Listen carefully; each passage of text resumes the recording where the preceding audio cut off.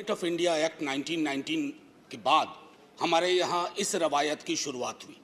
उससे पहले हमारे यहाँ ये परंपरा नहीं थी। एक और ऐतिहासिक तथ्य जो मैं सदन के अपने साथियों के समक्ष रखना चाहूंगा कि 1950 में भी 31 जनवरी को ही अभिभाषण हुआ था। 31 जनवरी 1950 जब हमारे तब के महामहिम डॉक्टर राजेंद्र प्रसाद जो बिहार से आते थे, देश के सर्वमान्य नेता थे, उन्होंने अभिभाषण दिया था। तो 72 वर्ष बाद ये एक संयोग है, लेकिन 72 वर्ष के अभिभाषणों के दायरे में अगर सर सोचे तो कई चिंता की लकीरें हैं, और चिंता की उन लकीरों को हमने अभिभाषण के पक्ष में, अभिभाषण के दौरान नहीं देखा। इसलिए मैं शुरुआत करूंगा कि बेवफा बावफा नहीं होता, बेवफा बावफा नहीं होता, वरना इतना बुरा नहीं होता।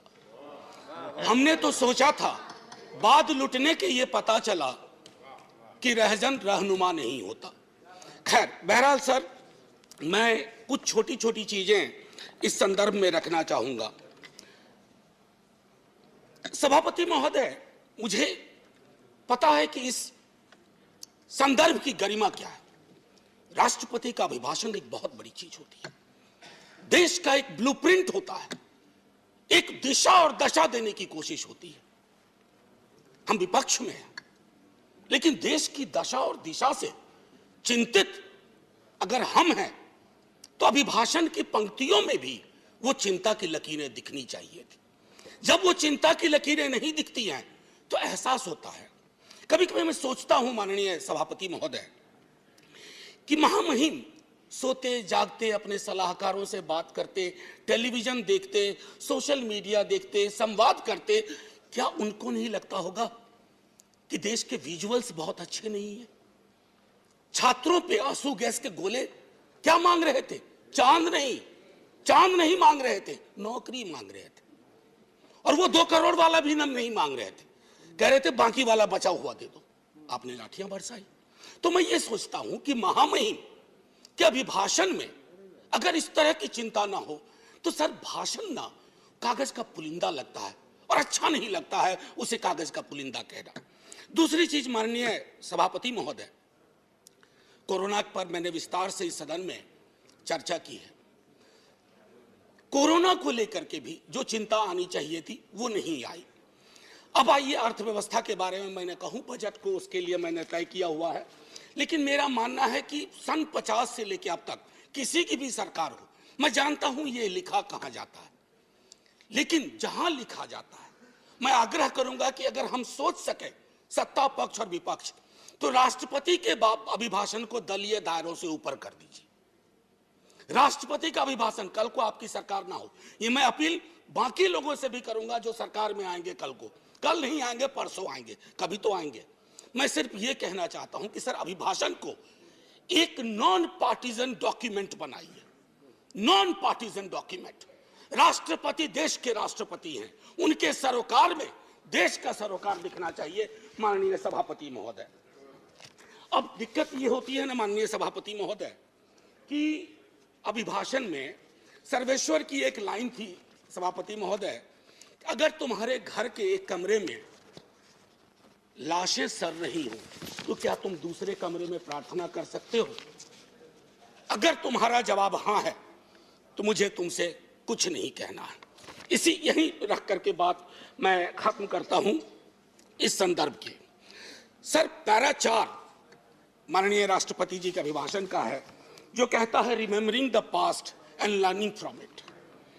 सर, इतिहास की एक अपनी स्मृति होती है और स्मृतियों का एक इतिहास होता है, और विश्व इतिहास गवाह है सर, जिस किसी ने भी अतीत की स्मृतियों के साथ छेड़छाड़ करने की कोशिश की, उसको बदलने की कोशिश की, वो इतिहास के फुटनोट में चले गए।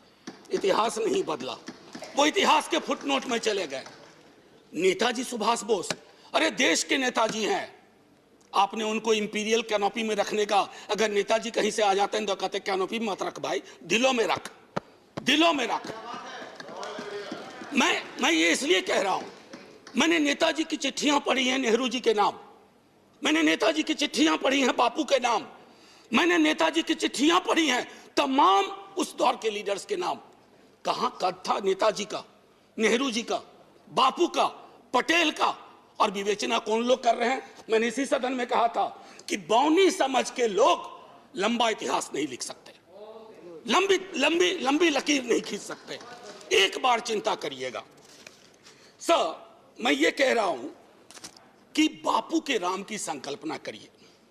इससे पहले एक हल्के में एक बात कहूं माननीय सभापति महोदय, मैं कभी कभी सोचता हूं 1952 में पहला चुनाव लड़ा हमने सर। 52 में हम पार्टीशन से निकल के आए थे, पीड़ा थी बहुत, लाखों लोग मारे गए उधर और लाखों लोग मारे गए इधर। लेकिन सर 52 का चुनाव हुआ था समावेशी विकास पर, रोजगार पे। 70 साल बाद हम चुनाव लड़ रहे हैं किस चीज पे? देख लीजिए।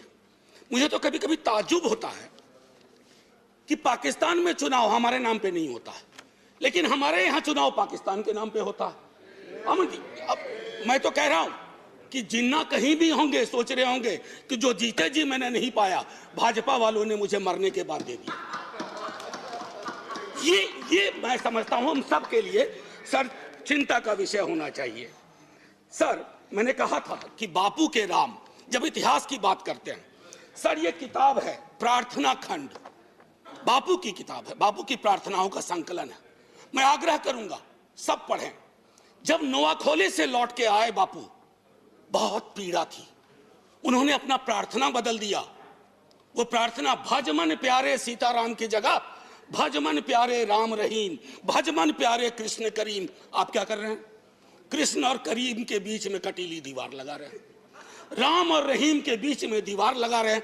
ये दीवारें आज हो सकता है ताली दिलवा रही हों, आप मिट जाएंगे, ये दीवारें भी मिटेंगी।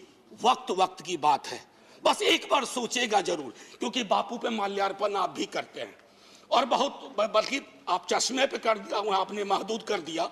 बापू का चश्मा लीजिए, बापू को चश्मे में मत रखिए, ये मेरा आग्रह होगा। एक चीज तो ये थी सर, माननीय सभापति महोदय, कोविड के संदर्भ में मैं बोलूंगा नहीं, मैंने पहले ही कहा, इश्तेहारबाजी हो रही है। जो सरकारें, मैं सिर्फ केंद्र को नहीं कह रहा हूं, जो सरकारें कोविड के वक्त में नदारत थी, सोशल मीडिया गवाह है, वो सरकार 4 पन्ने का इश्तेहार दे रही है। अब पहले नेता लोग काम करते थे तो लोग कहते थे अरे सोच दम ईमानदार है, काम दमदार है। अब लगता है दूसरे का भरोसा नहीं, खुद ही छपवा दो, सोच ईमानदार काम दमदार। अरे लोगों को बोलने दीजिए। अब देखिए सर, दूसरी चीज कोविड के संदर्भ में मैं आपको कहूंगा, जब आप कहते हैं ना कि फलाने की तुलना में यहां इतने कम मरे वगैरह, 18 से तुलना करते हैं, सर जिन परिवारों के चिराग गुम हुए ना, उनके लिए मौत आंकड़ा नहीं है सर। मेरी बेटी की एक साथ में लड़की पढ़ती थी, 2 बेटियां थी, माता पिता 1 हफ्ते के अंदर दुनिया से चले गए। उसको नंबर बताएंगे हम कि ये आंकड़ा है तुम्हारे बाबूजी का, ये आंकड़ा है तुम्हारी मां का। ये नहीं होना चाहिए सर, इतनी तो संवेदनशीलता होनी चाहिए, सरकार किसी की भी हो सकती। सर समानता और बंधुत्व के संदर्भ में बाबा साहब भीमराव अंबेडकर की चर्चा की गई है। सर मैं क्या कहूं, ये महादेव गोविंद रानाडे लेक्चर है। बस मैं कहना, बाबा साहब ने एक बात बार बार कही थी, वो कही थी कि भैया डेमोक्रेसी को सबसे बड़ा खतरा है हीरो वर्शिप, उससे बचा लेना। लेकिन हमने क्या किया है, पूरी की पूरी डेमोक्रेसी को हीरो वर्शिप में तब्दील की है। आप कहिएगा पहले भी हुआ था, अरे जब पहले हुआ तो अच्छा नहीं था, अगर आज हो रहा है तो बुरा है। क्या हो गया सर, आजकल देखिए शब्दावली बदल गई है। वाजपेयी जी की सरकार एनडीए गवर्नमेंट कही जाती थी, या आपकी भी सरकार शुरू में जब बनी थी तो एनडीए गवर्नमेंट या बीजेपी गवर्नमेंट, अब कहते हैं मोदी गवर्नमेंट, अब हो गई है केजरीवाल गवर्नमेंट। सर ये जो बीमारी है ना, पूरी सरकार व्यक्ति केंद्रित हो जाएगी ना सर, तो डेमोक्रेसी में दिक्कत क्या हो जाती है कि डेमोक्रेसी को सबसे बड़ा खतरा कल्ट से होता है। If a leader becomes a cult, first the internal democracy is destroyed, then democracy everywhere